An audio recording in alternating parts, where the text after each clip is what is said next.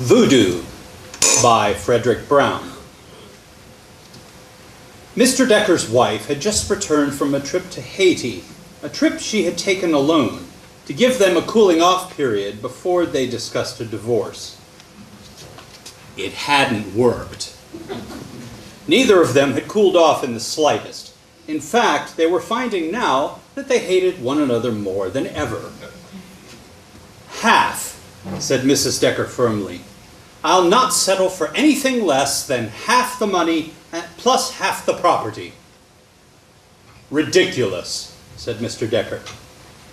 "Is it? I could have it all, you know. And quite easily, too. I studied voodoo while in Haiti." "Rot," said Mr. Decker. "It isn't. And you should be very glad that I am a good woman, for I could kill you quite easily if I wished. I would then have all the money and all the real estate, and without any fear of consequences. A death accomplished by voodoo cannot be distinguished from a death by heart failure." "Rubbish," said Mr. Decker. "You think so? I have wax and a hat pin. Do you want to give me a tiny pinch of your hair or a fingernail clipping? That's all I need. And let me show you." "Nonsense," said Mr. Decker. "Then why are you afraid to have me try? Since I know it works, I'll make you a proposition.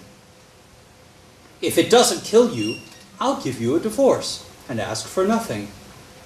If it does, I'll get it all automatically."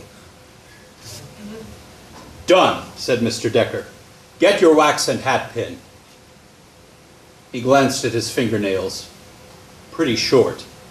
I'll give you a bit of hair."